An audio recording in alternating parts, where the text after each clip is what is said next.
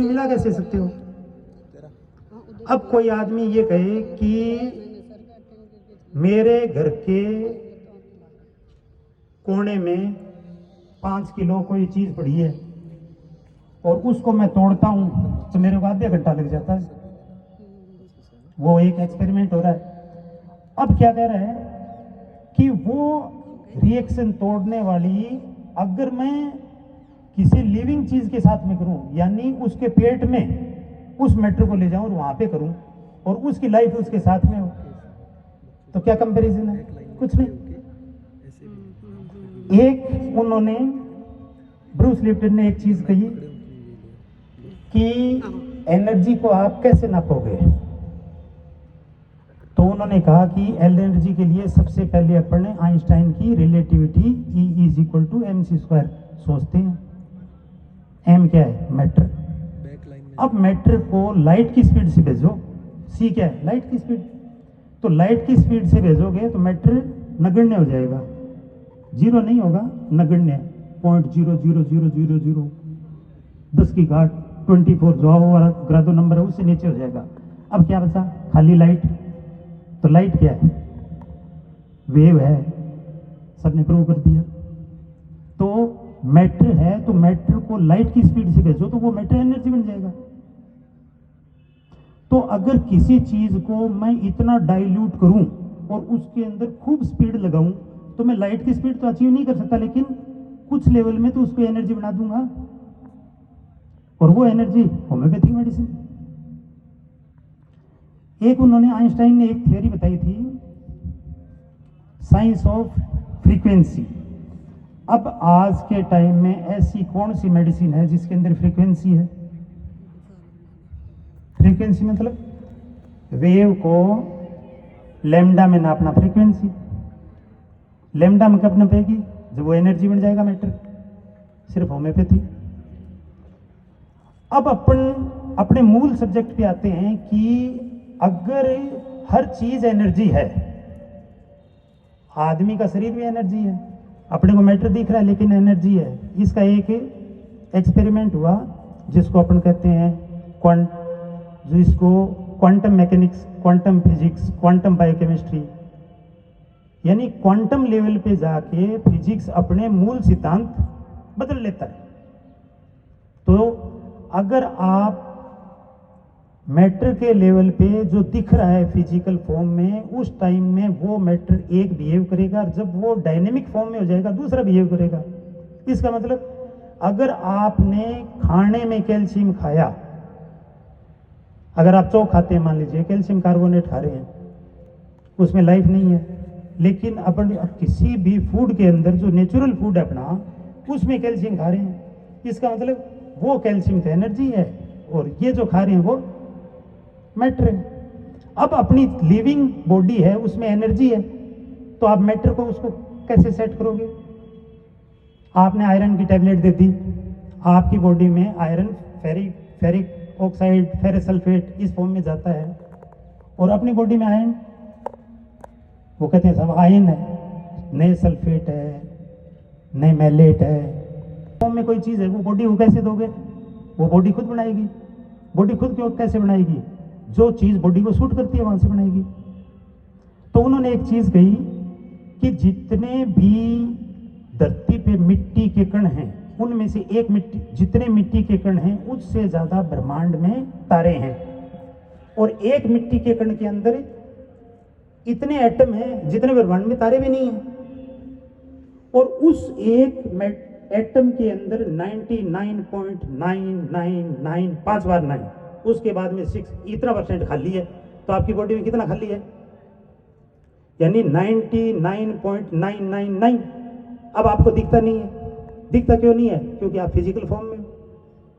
आप physical form में हो, फिजिकल फॉर्म में देख रहे हो। अगर आप एनर्जेटिक फॉर्म में अपने आप को मानो और एनर्जी को देखो, तो आपको बॉडी के अंदर हर सेल वाइब्रेशन करती हुई मिलेगी। यानी जिसमें एनर्जी होगी, डायनेमिक एनर्जी होगी, वो एक जगह टिक नहीं सकती। तो अगर डायनेमिक एनर्जी अपनी बॉडी में फैल रही है, तो वो डायनेमिक एनर्जी अपनी बॉडी को गवर्न कर रही है। इसका मतलब अपने को कोई और चला रहा है, अपने को सेल के थ्रू कोई एनर्जी चला रही है, और इस एनर्जी को अपने पुराने शास्त्रों में क्या कहते थे? मन, काय और परमात्मा। तो मन कहां पे है? मन, माइंड। अब माइंड कहां है? तो वो बोले साहब माइंड का पता नहीं है, हर सेल अपने आप में माइंड है। तो यानी एक छोटे से प्लाज्मोडियम को अगर कुछ भी पता लगता है, जो सिंगल सेल है वो भी रिएक्ट करता है, इसका मतलब वो सेल भी माइंड की तरह काम कर रही है। और अपनी बॉडी में कितनी सेल है? यानी इतने सारे माइंड है, और वो एक तरीके से काम कर रहे हैं, इसका मतलब माइंड के ऊपर कुछ हो रहा है। तो बोले वो क्या है? तब अपने शब्द आया, क्या आया? स्पिरिट। स्पिरिट क्या? आत्मा, ऊर्जा। और स्पिरिट क्या? चेतना। इसका मतलब अपने शरीर की हर सेल के माइंड को एक कॉन्शियसनेस चला रही है, और वो कॉन्शियसनेस एनर्जी है। वो एनर्जी मैटर बना भी देती है, वो एनर्जी मैटर खत्म भी कर देती है। 0 इज इक्वल टू -1 +1, बनाएगी +1, खत्म करेगी -1, दोनों को अलग कर दिया, एक जगह बना दिया, एक जगह खत्म कर दिया, 0 दिख रहा है, एक तरफ डार्क मैटर, एक तरफ मैटर। तो ये सारा डायनेमिक प्रोसेस अपनी बॉडी में चल रहा है। अब अगर आप उस डायनेमिक प्रोसेस को ढूंढना चाहोगे तो कैसे ढूंढोगे? मैटर से नहीं। एक आदमी की हाइट 4.5 फुट है, एक आदमी की हाइट 5 फुट है। 4.5 फुट वाला भी हेल्दी, 5 फुट वाला भी हेल्दी, दोनों एकदम स्वस्थ, दोनों एक स्पोर्ट्स खेल रहे हैं, दोनों एक सा काम कर रहे हैं। आंकड़े देखो तो या तो 4.5 फुट वाला बीमार है या 5 फुट वाला। क्यों? क्योंकि वो इंडिविजुअलिटी को नहीं देख रहे। यानी मैं अमेरिका के अंदर कोई रिसर्च करूंगा और वहां पे अमेरिका के 10 आदमियों के अंदर कोई चीज को मैंने सामान्य माना, उसको मैं अप्लाई कहां करूंगा? भारत में? कैसे पॉसिबल है? भारत का खान पान, रहन सहन, सोच विचार, मानसिकता, तो ये सारी एनर्जी, तो मैटर एक सा कैसे होगा? तो अब यहां पे बात आती है कि भाई बीमारी है, बीमारी को कोई चेतना है वो तो पैदा करती है, और वो चेतना ही खत्म करती है। इसका मतलब चेतना वो कैसे नापोगे? चेतना कहां से आएगी? पता नहीं, लेकिन चेतना करेगी क्या? वो मन को प्रभावित करेगी। और मन कहां है? हर सेल में है। मन को कंट्रोल कौन कर रहा है? ब्रेन। इसका मतलब ब्रेन से अपने को कहीं न कहीं चेतना का पता लग सकता है।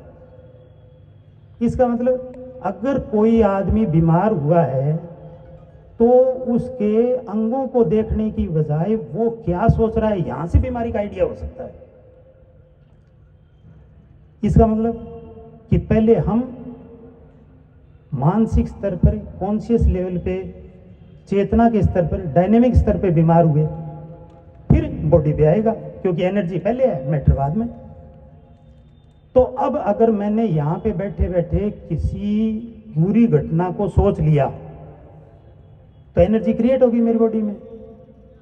अब वो पूरी घटना मेरी बॉडी के हाइपोथैलेमस को, जो इमोशन का सेंटर है, वहां से कुछ हार्मोन सीक्रेट करेगी। फिर वो एमिगडेला का नाम सुना है? बादाम कि ब्रेन में हाइपोथैलेमस के पास में बादाम जैसी स्ट्रक्चर है, ये कुछ केमिकल सीक्रेट करती है और जो बॉडी के अंदर अलग अलग रिस्पॉन्स करवाते हैं। इसके अंदर क्या क्या होगा? Danger, emotion, fear, anxiety, stress, memories और बिहेवियर। ये सीक्रेट क्या करेगा? गाबापेक्टिन, सीरोटोनिन, डोपामिन, एड्रेनलिन और कोर्टिसोल। इसका मतलब एक सोच ने आपकी बॉडी के अंदर एक हार्मोन को प्रभावित कर दिया। और अपने को पता है कि हार्मोन साफ सीधा ब्लड में जाता है, कोई रूट नहीं है, और वो जाके सीधा ऑर्गन पे टारगेट करता है और उस ऑर्गन को अलग तरीके से काम करवाने के लिए कहता है। अब मेरे पीछे कुत्ता दौड़ेगा, मेरे को बचना है, मेरे को एमिगडेला को क्या पता लगेगा, अरे डेंजर है, डेंजर है तो क्या करूं, दौड़ूं, डेंजर से बचूं, कैसे बचूंगा, मुझे ऊर्जा चाहिए, ऊर्जा कौन देगा, मेरा हार्ट ब्लड पंप करेगा, और मेरी मसल को दौड़ने के लिए एनर्जी चाहिए, क्या करेगा, मसल, मेरा लीवर है वो ग्लूकोज देगा कि भाई ये ले ऊर्जा और ये ले पावर और बच। अब अगर मैं दिमाग में ही कुत्ते का डर बिठा लूं, कल ये हो जाएगा, बॉस ये कह देगा, वो ऐसे कह देगा, नौकरी चली जाएगी, ईएमआई नहीं भरी जाएगी, कल छोटी सी गलती होगी, क्या करें, नोटिस भेज दिया, यानी रात में बिस्तर पे सोए सोए मैंने कुत्ते को पीछे लगा दिया। अब मेरे को नींद नहीं आएगी, नींद नहीं आएगी, बीपी बढ़ेगा, बीपी बढ़ेगा, मैं स्ट्रेस हार्मोन की तरफ चला गया, कोर्टिसोल हो गया, मेरी भूख बंद, नींद बंद, क्योंकि कुत्ता पीछे बढ़ा है तो आप खाने की सोचोगे या बचने की सोचोगे, तो साहब भूख नहीं लगती, कलेजा फड़फड़ करता है, पानी की प्यास लगती है, लेकिन यूरिन बड़ा मुश्किल से उतरता है, क्योंकि भागते भागते पानी पी लिया, लेकिन करो कब, यानी मुश्किल से यूरिन उतरता है, शरीर अंदर से गर्म हो रहा है क्योंकि एनर्जी फ्लो कर रही है। डॉक्टर क्या कहेगा, आप बीपी के मरीज हो, हम होम्योपैथ क्या कहेंगे, भाई कौन सा कुत्ता पीछे दौड़ रहा है। अब आपने बीपी को कम करने के लिए वेसल को डायलेट कर दिया, लेकिन कुत्ता कल रात में फिर दौड़ेगा, उसके परसों दौड़ेगा, किसी ने कह दिया हाँ यार वो बॉस बहुत खतरनाक है, उन्होंने 2 की नौकरी खा ली, ये लो। अब साहब एक टैबलेट से मेरा बीपी कम नहीं हो रहा, तो भैया एक और ले लो। हमारे पास आए साहब, एलोपैथी मेडिसिन जब से ले रहे हैं तब ये है, अपने क्या कहेंगे, भाई डर क्या है, कौन सी चीज़ ऐसी है जो तेरे को डरा रही है, तेरा बीपी बीमारी नहीं है, तेरा बीपी तेरी बॉडी का डिफेंसिव रेस्पॉन्स है, बस यहां से बीमारी की जड़ मिलेगी। अब आपकी बॉडी ने डिफेंस किया है तो बॉडी ने गलत तो नहीं किया। अब अपने को बॉडी को ये समझाना है, अरे ऐसी बात नहीं है, ये सारी चीज़ें अपने कसन कहीं कहीं अरेंजमेंट कर लेंगे, हो जाएगा, कुछ नहीं होता, अरे नौकरी नहीं जाती, ठीक है, डर खत्म, कुत्ता खत्म, बात खत्म। तो इस चीज़ को दूसरे तरीके से ये कहा है एक फेमस साइकोलॉजिस्ट, उन्होंने कहा है there is direct relationship between your body and mind, your body reflect your emotional and psychological state, your thought and feeling are linked to specific part of the body and different illness, disease का नाम नहीं दिया, illness, यानी body का part पहले इल होगा, disease कब कहेगा, जब उसमें ऑर्गेनिक पैथोलॉजी आएगी। Become aware of how unresolved issues affect your health. Use the power of mind and heart to heal your body. तो क्या करना है, माइंड का और हार्ट का यूज करना है बॉडी को हील करने के लिए। कैसे, either through a positive mental state, creative visualisation, relaxation, meditation. दवाइयाँ क्या हैं, यही माइंड स्टेट को ठीक करना है। अब पेशेंट आके सिर्फ बीमारी की बात करता है, साहब बीपी इतना है, कोलेस्ट्रॉल इतना है, टीएसएच इतना है मेरा, टीएसएच कम हो जाएगा क्या, अपन क्या कहेंगे, भाई तुम ठीक हो जाएगा, टीएसएच को छोड़। कैसे, अब थायराइड की फिजियोलॉजी पढ़नी पड़ेगी, यानी किसी का टीएसएच बढ़ा है, इसका मतलब अपना कॉन्शियसनेस, अपनी एनर्जी, अपनी वाइटलिटी क्या कह रही है कि भाई मुझे थायराइड के फंक्शन को बढ़ाने की ज़रूरत है। तो अब कारण ढूंढो, कारण क्या मिलेगा, थायराइड क्या कहता है कि मेटाबॉलिक एक्टिविटी हो, तेज दौड़ो, अपने आप को ग्रो करो, अपनी ग्रोथ देखो। तो अब अपन क्या पूछेंगे, कोई कहेगा हाइपोथायराइडिज्म है साहब, ठीक है जी, तो जी दवाई, पहले आप ये बताओ जिंदगी में अटका हुआ कहाँ महसूस कर रहे हो? क्यों? क्योंकि अटका हुआ महसूस करेगा तभी तो उसको मेटाबॉलिक एक्टिविटी बढ़ा के रेस देकर उस एरिया से निकलना पड़ेगा। तो साहब क्या बताएं, बच्चे का रिश्ता हुआ था, ये हो गया वो हो गया, पहले तो ठीक चल रहा था, अब वो बात आगे नहीं कर रहे, होगा कि नहीं होगा। अब शरीर क्या चाह रहा है? जहाँ पे अटक गया वहाँ से आगे बढ़ना चाह रहा है दिमाग। बॉडी क्या करेगी? दिमाग को फॉलो करेगी। तो अब अपने पास आएंगे तब ऐसी मेडिसिन ढूंढो जिस मेडिसिन के अंदर थायराइड के भी फंक्शन हो और आदमी को अटका हुआ महसूस होता हो। कौन सी मेडिसिन है? स्पॉन्जिया। साहब गले में कुछ अटका अटका लग रहा है, बस। अब स्पॉन्जिया क्या करेगी? अटका है मतलब यहां से कुछ निकले, इसको कुछ स्टिमुलेट करो, इसको स्टिमुलेट करो, थायराइड कहेगी ठीक है, हाँ जी ठीक है, हाँ अब थोड़ा सा रिलैक्स लग रहा है, थोड़ा सा उसको काउंसिल करो, होते रहते हैं, ठीक है, परमात्मा देखेगा, मेडिटेशन कराओ, ध्यान कराओ, ठीक बीमारी। अब एक एग्जांपल देता हूं आपको। मेरे पास एक बच्चा आया, सेरिब्रल पाल्सी का पेशेंट, बिल्कुल लंगड़ा के लड़खड़ा के अंदर घुसा, उसको एक हाथ से पकड़ रखा था। साहब इसका ब्रेन डेवलप नहीं हुआ। अच्छा क्या जी? ऐसे उदास पड़ बैठा रहता है, कुछ ग्रोथ नहीं हो रही, कुछ सोचता नहीं है, पढ़ता नहीं है। इसका मतलब कि भाई बच्चे का ब्रेन कहीं न कहीं सदमे में आ गया, सुन्न हो गया। कब? ये बच्चे का डेवलपमेंट बताएगा। बच्चे का डेवलपमेंट कब? जब बच्चा गर्भ में था। पूछो, सब बचपन से ही है? हाँ जी, पैदा होने के बाद से ऐसे है, स्लो चला, ये नहीं हुआ वो नहीं हुआ। तो भाई जब ये बच्चा पेट में था उस टाइम में इसकी माँ को ऐसी कोई चीज़ महसूस हुई क्या कि वो सदमे में आ गई हो? नहीं साहब, ये तो नहीं हुआ। तो क्या हुआ? ऐसी चीज तो हुई थी कि इसकी माँ ने ये कहा कि मुझे ये चाहिए ही नहीं। इसका मतलब बच्चा इस सदमे में आ गया। अब माँ ये कहे कि मुझे ये चाहिए नहीं, ये पाप नहीं चाहिए, अब बच्चा क्या करेगा? माँ के सहारे तो बाहर आ रहा है और माँ कह रही है उसको पाप, तो बच्चा अपने आप को नेग्लेक्टेड फील करेगा, अपने आप को अनवांटेड फील करेगा। अब नेग्लेक्टेड है, अनवांटेड है, तो उसमें इच्छा कुछ नहीं, कुछ करने की इच्छा नहीं, तो वो क्या करेगा? चुपचाप बैठा रहेगा। अब उससे पूछें कि भाई हाँ जी ये न्यू टॉनिक दे दिया, ये दे दिया, ये दे दिया, अरे उसमें इच्छा ही नहीं है। तो फिर बच्चे पूछा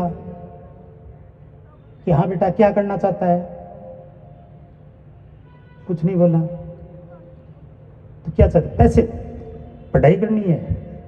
थोड़ा सा हाँ जी करनी है। क्यों करनी है? मुस्कुराने लग गया। पैसे के लिए करनी है? नहीं बोला। इज्जत के लिए करनी है? हाँ इज्जत के लिए करनी है। तो दिक्कत कहाँ हुई? उसकी सेल्फ एस्टीम खत्म हो गई, उसको इज्जत के लिए वापस जीना पड़ सकता है, बाकी नहीं, कोई इज्जत नहीं है उसकी, इसलिए नहीं जीना। मेडिसिन क्या होगी? Delusion despair for social position.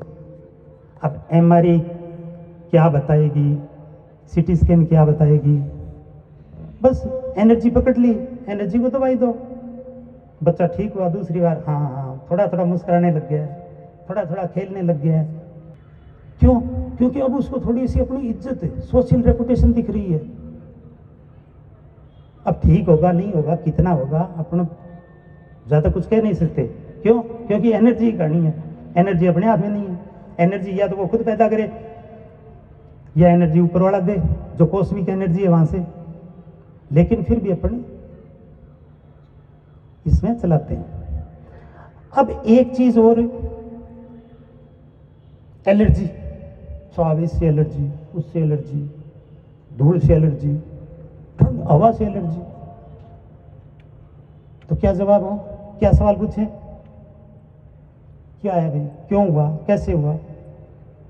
सब एलर्जी है। अरे एलर्जी तो है। एलर्जी क्या होती है? जी छींक आती है। किस चीज पे? किसी भी चीज से। अपन क्या कहते हैं मारवाड़ी में, ए बात मेरन छींकनी आवे, ये आदमी में मैंने तकड़ी एलर्जी है। इसका मतलब कोई चीज उसको इरिटेट कर रही है, एलर्जी वहां है। और उसका प्रोजेक्शन कहां जाएगा? जो चीज उस टाइम में सामने आ गई। अब मैं चिड़ा बैठा हूं, किसी ने मेरे को परेशान किया, ये किया वो किया, मैं चिड़ा बैठा हूं, मेरे सामने प्याज आ गया, मैं प्याज खा रहा हूं, मन से इरिटेशन सोच रहा हूं, मेरे सबकॉन्शियस माइंड में क्या चीज आ रही है कि ये प्याज मेरे को सूट नहीं कर रहा।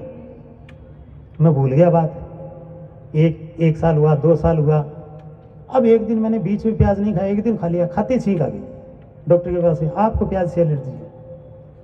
प्याज से एलर्जी नहीं है, एलर्जी थी, प्याज तो उसकी फोटो बन गया। एलर्जी डस्ट, ठंडी हवा से नहीं है, डस्ट से नहीं है, घर की मिट्टी से एलर्जी है। मैं बोलो साहब जब इसका काम मन नहीं हो करने का, क्यों करवाते हो? नहीं साहब काम तो करना पड़ेगा, माँ कह रही है दीपावली सफाई करनी पड़ेगी, मन कह रहा है नहीं इससे मेरी स्किन खराब हो जाएगी, डस्ट एलर्जी। क्या दवाई दो? क्योंकि डस्ट के नाम की एलर्जी, किसके नाम की एलर्जी? तो इसके अंदर मेडिसिन अपने माइंड सेक्शन में इरिटेबल ऑन स्लाइट स्टिमुलेशन, छोटी सी चीज चिढ़ जाएगा। अब चाहे किसी चीज की एलर्जी हो, उसको स्लाइट स्टिमुलेशन से इरिटेशन कम, एलर्जी खत्म। तो अपने को ये सोचना पड़ेगा भाई ये बीमारी इसके शरीर में आई क्यों। अब कोई आदमी मेरे घर पे आके घंटी बजाता है तो पहली बार मैं क्या सोचूंगा, भाई ये आदमी क्यों आया है मेरे पास? तो यही चीज, अगर कोई बीमारी आई है तो उस बीमारी से पूछो भाई तू यहाँ पे क्यों? किसी को डायबिटीज है, साहब शुगर बढ़ा हुआ है, कब से? जी 5-6 साल से। ग्लिपिजाइड, मेटफॉर्मिन, ये वो, क्या है? पहले तो एक गोली से काम चलता था, अब 2 लेनी पड़ती है। यानी जो ग्लूकोज बन रहा है उस कारण को तो नहीं छेड़ा, और जो ग्लूकोज बॉडी के अंदर था उसके साथ में एक दूसरा केमिकल बॉडी में भेज दिया। दोनों केमिकल ने मिलकर एक तीसरा केमिकल बना लिया। वो तीसरा केमिकल पहले केमिकल की रिएक्शन नहीं दिखाएगा।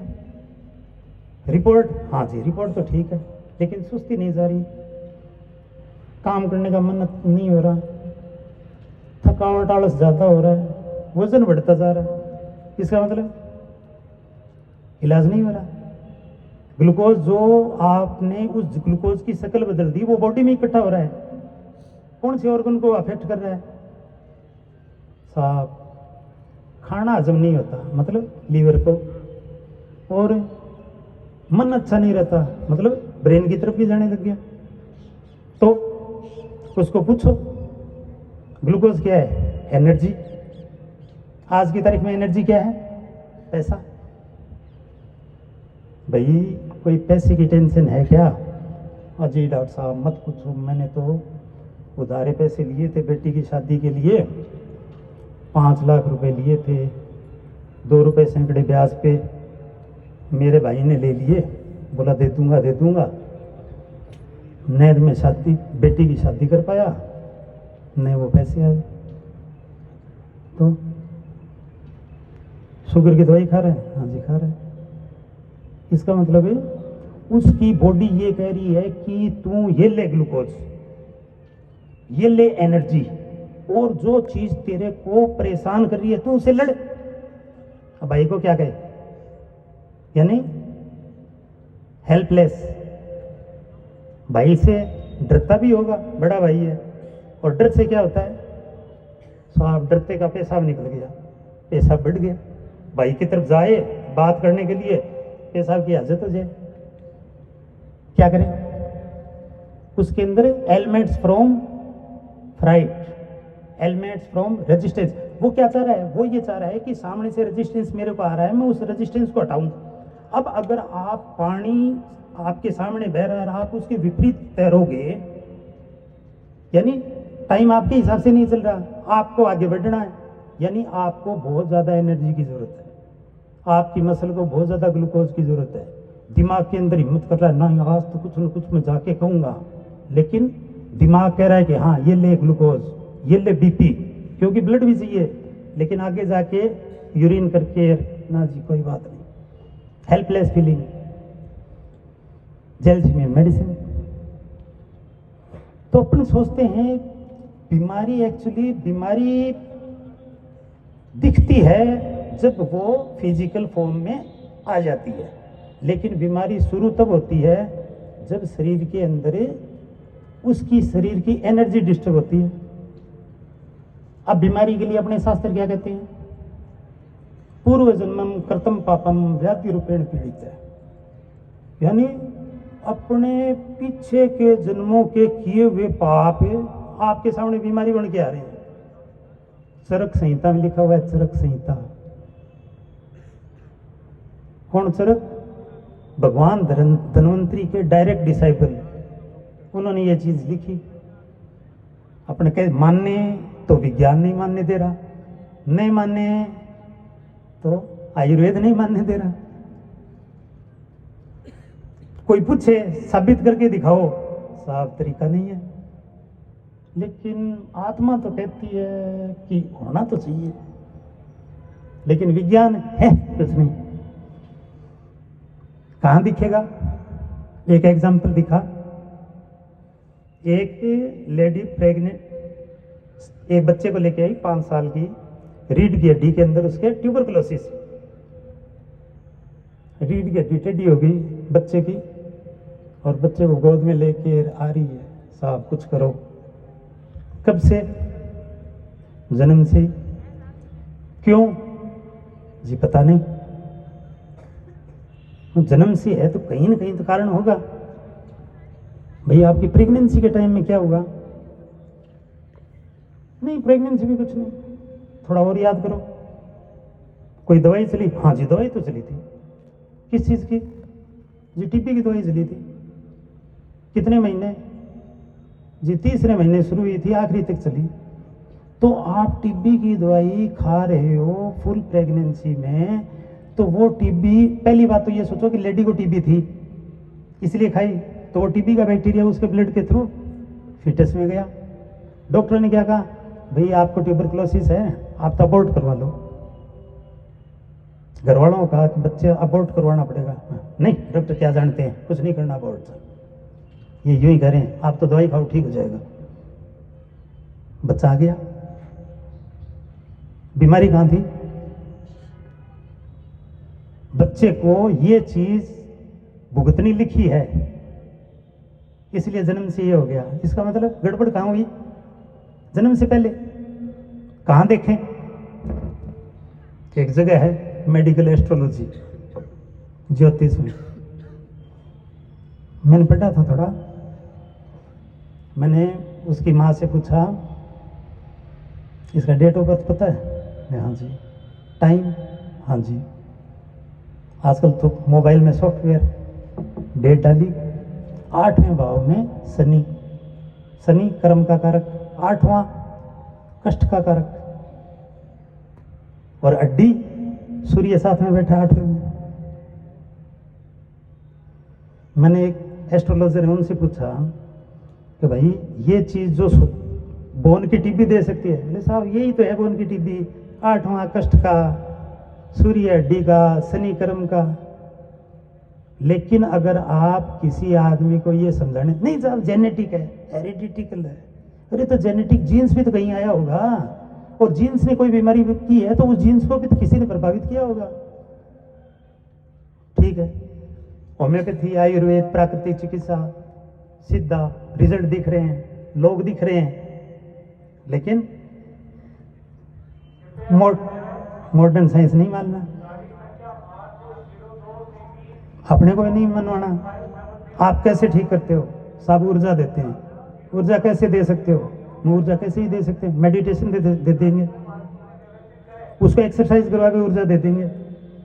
उसको सात्विक ऊर्जा खाने से दे देंगे, मेडिसिन से कैसे ऊर्जा दोगे? बोले साहब जब इतनी सब कुछ दे देंगे मेडिसिन की जरूरत क्या है? अच्छा हाँ बात तो सही है। मेडिसिन प्रूव करो साहब, आओग्रादो नंबर से नीचे सॉल्ट का पता नहीं लगता। होम्योपैथी मेडिसिन आओग्रादो नंबर तो 26 पे खत्म होता है, अपनी तो 30 से शुरू होती है। ढूंढो, अब ढूंढेंगे, आज ढूंढ सकते हैं। Quantum mechanics, quantum physics, frequency, energy of frequency, ठीक है। अभी एक लास्ट बात बोल रहा हूं मैं। लाओ त्सु एक चाइनीज मेडिसिन के चिकित्सक, साथ में फिलोसफर, उनका एक छोटा सा मेरे पास वीडियो आया। वही चीज ये मानते हैं, एक्यूप्रेशर, एनर्जी का चैनल रुक गया, ठीक कर दिया। ठंडे पानी से नहला दिया, एनर्जी ज्यादा थी, कम कर दी। गर्म पानी से नहला दिया, एनर्जी कम थी, ज्यादा कर दी। हाथों के अंदर जॉइंट में एनर्जी कम थी, योगा करवा दिया साहब, होता है ठीक। रोजाना योगा कर रहे हैं, उसके बीमारी नहीं है, एनर्जी का फ्लो ठीक है। तो उन्होंने एक कोटेशन दिया, वॉच योर थॉट्स, अपने विचारों को देखो, दे बिकम्स वर्ड, आपके विचार शब्द बनेंगे।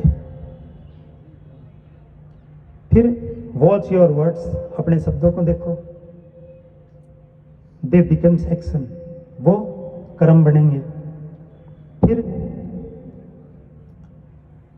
Watch your action, they becomes your habit, आपके कर्म देखो, वो आपकी आदत बनेंगे। वॉच योर हैबिट, आदतों को देखो, दे बिकम्स योर कैरेक्टर, वो आपका चरित्र बनेंगे। वॉच योर कैरेक्टर, अपना चरित्र देखो, इट बिकम्स योर डेस्टिनी, ये आपका डेस्टिनी बन जाएगा। अब डेस्टिनी को भाग्य से मत जोड़ो, डेस्टिनी का इंग्लिश वर्ड है टू बी डिस्टाइन, जो होगा। तो अगर आपकी आदत कैसी होंगी, आपकी विचार कैसे होंगे, आपका चरित्र कैसा होगा, तो उसके बाद में वो डिसाइड करेगा कि कैसा होगा। आ गई बीमारी, इलाज भी आ गया। क्या है? शब्दों पे नियंत्रण, कर्मों पे नियंत्रण, आदतों पे नियंत्रण, चरित्र पर नियंत्रण, बीमारियों पे नियंत्रण, बिना मेडिसिन सब कुछ ठीक। लेकिन मरीज को समझ में नहीं आती। मरीज आके साहब नाक बंद है, क्यों जी? जुकाम क्या होता है? जुकाम क्या होता है? जुकाम। तो मैंने कहा मैं बताऊं, मेरे को ठंड लग रही है, खिड़की खुली है, ठंड से बचने के लिए क्या करूंगा? खिड़की बंद करूंगा। शरीर को अंदर ठंड लग रही थी खिड़कियों के थ्रू, खिड़की कौन थी? नाक। शरीर को अंदर ठंड लग रही है, शरीर ने खिड़की बंद कर दी। गलत किया? नहीं किया। अब अपने को उस नाक को खोलने के लिए एंटी एलर्जी क्यों लेनी? शरीर ये कह रहा है इस खिड़की में से ठंड आ रही है, इसलिए मैंने बंद किया है। उस खिड़की में से गर्म दे दो। गर्म क्या है? गर्म पानी की भाप, बस खिड़की खुल गई। नहीं साहब गोली खानी पड़ती है। अरे भाप लेके देखी? नहीं जी, रात में कौन भाप ले? अरे तो एक बार करके देख ले। तो आप पैथोलॉजी को अपने दिमाग से सोच रहे हो, यानी इंसान ये चाहता है कि मैं मेरे दिमाग से शरीर को चलाऊं। शरीर किसने बनाया? परमात्मा ने। आप कौन हो? कुछ नहीं।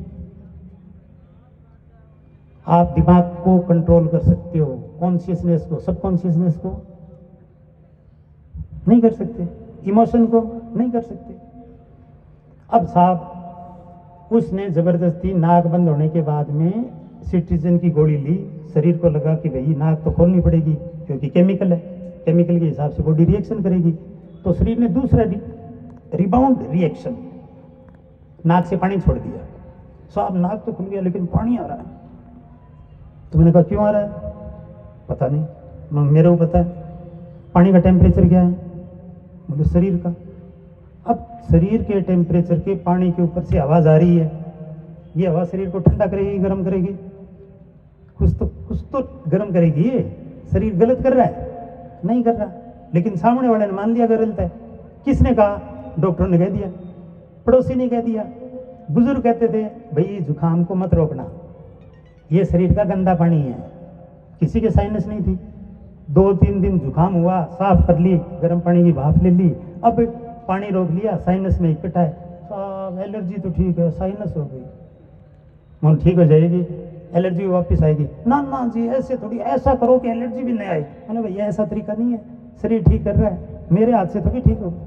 तो अपने को शरीर को जानना है, शरीर कैसे काम करेगा ये देखना है। मेरे पास एक डॉक्टर H.G.H.K. हैमर, उनका एक बुक है जिस बुक का नाम है holistic knowledge, German new holistic knowledge, जो पहले जर्मन न्यू मेडिसिन के नाम से आती थी। ये खुद साइकियाट्रिस्ट थे, फिर उन्होंने MD रेडियोलॉजी में की, क्योंकि कुछ चीज़ें उनको ये लगी यार ब्रेन में कहीं ना कहीं होनी चाहिए। ये ब्रेन में कहाँ देखें? रेडियोलॉजी से MD रेडियोलॉजी में कर ली। अब शरीर में कैंसर होता, ये उसका ब्रेन का CT स्कैन करते, ब्रेन के CT स्कैन के अंदर देखते कि जिस ऑर्गन का कैंसर है उस ऑर्गन के कंट्रोलिंग सेंटर जो ब्रेन है वहां पे कुछ न कुछ रिंग सी दिख रही है। वो बोले साहब ये क्या? बोले जी मैन्युफैक्चरिंग डिफेक्ट, मशीन ने यूं ही दिखा दिया, बीमारी तो यहाँ पे है। वो एक न्यूरोफिजियोलॉजिस्ट के पास चले गए, बोले साहब ये, बोले ये ब्रेन की फिजियोलॉजी है, ब्रेन यहाँ पे एक्शन कर रहा है इसलिए वहाँ पे डिजीज मिल रही है। बात समझ में आ गई कि ब्रेन का हिस्सा पहले एक्टिवेट होता है। ब्रेन आपकी विचार हैं, आपके थॉट हैं, आपका परसेप्शन है। अगर आपको दिमाग में ये आ गया कि ये बीमारी कहीं खतरनाक नहीं हो जाए, पक्की खतरनाक होगी। आर्सेनिक ने कितना बढ़िया काम किया, जिसको नहीं मानता था होम्योपैथी का, उसने भी आर्सेनिक खाई। हाँ जी ठीक है, कैसे काम करती है? फियर ऑफ डेथ, दूसरा फियर ऑफ कम्युनिकेबल डिजीज, तीसरा fear of disease of uncontrollable, चौथा एंजाइटी, पांचवा डिस्चार्ज। तो जो इस सिम्टम के लिए लोग कोरोना बोल रहे थे, वो सिम्टम तो उस वो मेडिसिन में 5वीं जगह है। यानी दिमाग से ही कोरोना का डर खत्म किया है आर्सेनिक ने। वो तो दिमाग को जब ऐसा लग ही नहीं रहा कि भाई मुझे कुछ होगा, तो बॉडी रिएक्शन ही नहीं करेगी।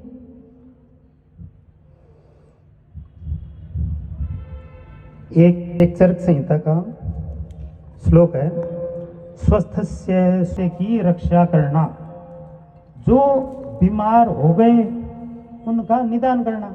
आर्सेनिक ने क्या किया था? स्वस्थ आदमियों के स्वास्थ्य की रक्षा की। कुछ सिम्टम है, जैसे अगर आपके कोई डाउट हो कि भाई ये डिजीज है, तो इसके अंदर क्या इमोशन होना चाहिए? है कोई डाउट? चलो मैं बताऊं, अस्थमा। अस्थमा क्या है? सांस नहीं आ रहा, सांस मुश्किल आ रहा है, दम घुट रहा है, ऐसा लगता है मर जाऊंगा। इसका मतलब बीमारी कहां ढूंढेंगे? दम घुट रहा है, फियर ऑफ सफोकेशन। बस फियर ऑफ सफोकेशन में जाओ, ऐसी मेडिसिन ढूंढो जिसका लंग्स पे इफेक्ट हो, आपकी मेडिसिन। एक और जिसके लिए कॉमन लोग आते हैं, बाल झड़ रहे हैं। क्या है बाल झड़ना? बाल कहाँ हैं? सिर पर। सिर पर क्या होता है? ताज। ताज कमजोर पड़ रहा है, मतलब आपको ऐसा लग रहा है कि मैं जिस परिस्थिति में हूं वहां पे मेरी कोई वैल्यू नहीं है। यंग लोग हैं, उनके बाल झड़ रहे हैं, यंग लेडी हैं, उनके बाल झड़ रहे हैं। भाई ऐसा कहां लग रहा है कि आपको ताज मिलना चाहिए, वो मिला नहीं ऐसी तो क्या बात है, बाल झड़ रहे हैं। नहीं नहीं, जितनी इज्जत होनी चाहिए घर में है। नहीं जी, हस्बैंड थोड़े से गुस्सा कर देते हैं। मैं ये सोचती हूँ इतना कर रही हूँ तो भी अप्रिशिएट ही नहीं करते। मेडिसिन कहाँ, लॉन्गिंग फॉर एप्रिसिएशन, एप्रिसिएशन चाहिए कि तुम गुणकारी है। अब एप्रिसिएशन कौन सी मेडिसिन में है, नेट्रम्यूर, नमक। अब नमक बेचारा कितना इंपॉर्टेंट है, नहीं जी, इज्जत ही नहीं है। यूं ही सस्ता है, फ्री में मिल जाता है, तो उसको एप्रिसिएशन कौन देगा, नमक। क्योंकि नमक के अंदर दो सिम्टम और भी हैं, एक्सक्लूसिव टू, कि मैं हूं, अलग हटके हूं, तुम नहीं पहचान रहे। उसके बाद में इमोशन, हट क्या हुआ, ताज नहीं मिला, इज्जत नहीं, इमोशनल सैडनेस, नेट्रम्यूर। तो अपने को क्या है, माइंड के सिम्टम से और पैथोलॉजिकल सिम्टम तक जाने के लिए, क्योंकि अपनी होम्योपैथी मेडिसिन ह्यूमन बीइंग पे प्रूव हुई है, आदमियों पे। तो आदमियों को पहले कहां अफेक्ट किया, माइंड पे। माइंड से साहब कुछ ऐसा लग रहा है, कुछ ऐसा लग रहा है, कुछ ये लग रहा है, और कुछ थोड़ी सी भूख ही कम है, बाकी तो ठीक है। दोबारा दी, हाँ जी अब थोड़ा सा कॉन्स्टिपेशन जैसा लग रहा है, तो पैथोलॉजी बाद में आई, अच्छा नहीं लग रहा, कुछ अटका अटका सा लग रहा है। कॉन्स्टिपेशन क्या है, अटका अटका। और अटका अटका कौन सी मेडिसिन है, स्प्लिंटर सेंसेशन। स्प्लिंटर कौन है, कौन सी मेडिसिन है, साइलिसिया। तो अपन पैथोलॉजी में जाने की से पहले अपन साइकोलॉजी पे जाएंगे। पहले साइकोलॉजी यानी इमोशन, फिर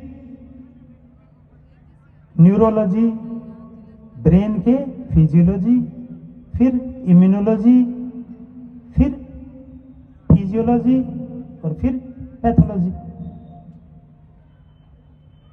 तो डायरेक्ट पैथोलॉजिकल सिम्टम से रिजल्ट मिलते हैं, हमने भी देखे हैं। हमने माइंड के हिसाब से अभी ट्रीटमेंट 2009-10 से ज्यादा शुरू किया है। उससे पहले फिजिकल सिम्टम पे देते थे। क्यों, क्योंकि वो ही मेडिसिन उस फिजिकल सिम्टम में पड़ी है, वही मेडिसिन उस फिजिकल सिम्टम से रिलेटेड माइंड सिम्टम में पड़ी है। फिजिकल सिम्टम पे अपने को दवाइयों का भंडार दिखेगा एक सिम्टम पे, और मेंटल सिम्टम पे गिनती की दवाइयाँ दिखेंगी। गिनती की दवाई दिखी, उसमें उस पैथोलॉजी को रिलेट करने वाली मेडिसिन दे दो, कुछ नहीं, सब ठीक। अभी एपिलेप्सी का एक केस आया था, मिर्गी। मैंने पूछा क्या, क्यों दिक्कत है मेडिकल लाइन में ही है, लैब टेक्नीशियन। कब से है, 12वीं क्लास में था तब से।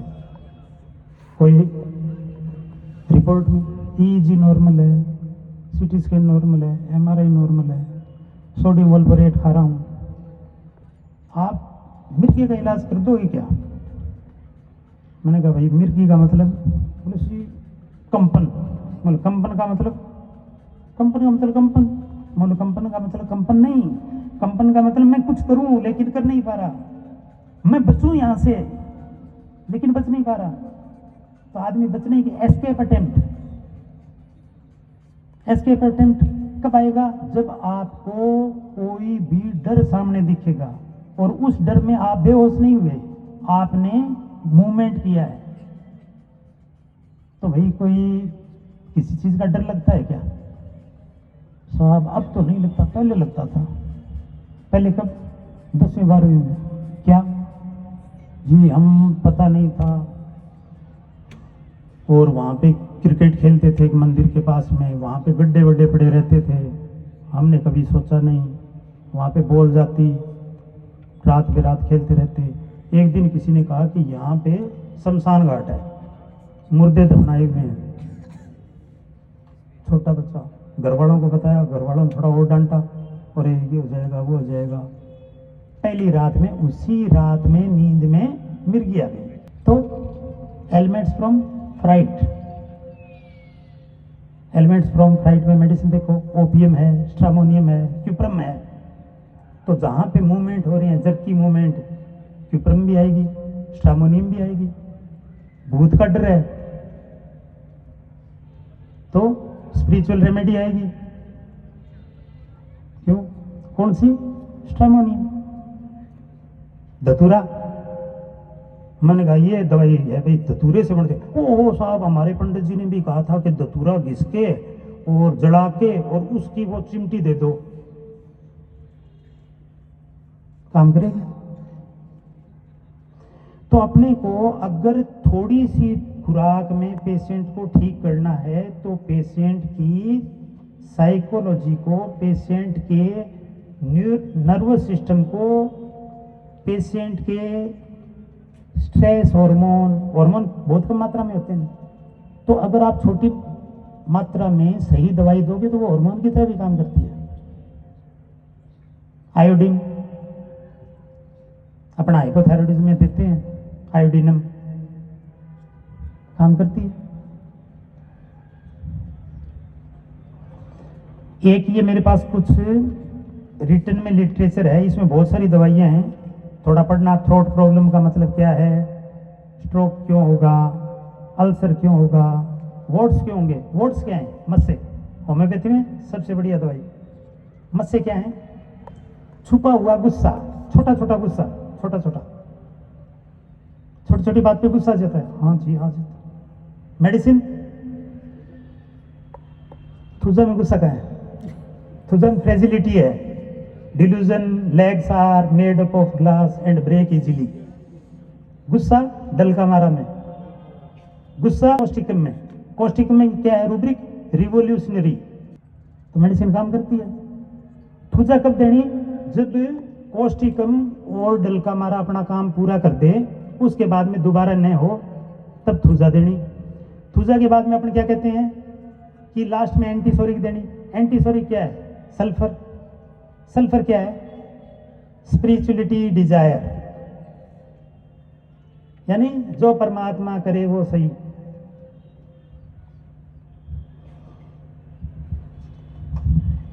ठीक है, आपने इतना गौर से सुना। माननीय एडिशनल डायरेक्टर साहब डॉक्टर अब्दुल भाई, डॉक्टर गार्गी दीदी, बुधनिया बोस, आप सबका तहे दिल से आभार। जय आयुष, जय। डॉक्टर शिवराज जी ने जो सार गर्भित, जो बहुत ही ऊंचे लेवल की बात कही है, आत्मा की, भगवान की बात कही है, जहाँ से अपन डायग्नोस करें, नीचे एनर्जी से फिजिकल की तरफ आए, मैटर की तरफ आए एनर्जी से, तो वो चीज़ अपन पकड़ पाए, इसके लिए अपन को थोड़ा सा सार होना पड़ेगा। बहुत ही ऊंचे लेवल की बात कही है उन्होंने, 100% डायग्नोस है। तो मैं इनको बहुत बधाई और बहुत ही एवार्क्रेटिंग। एक चीज़ इन्होंने कही, छोटी सी बात, नमक की।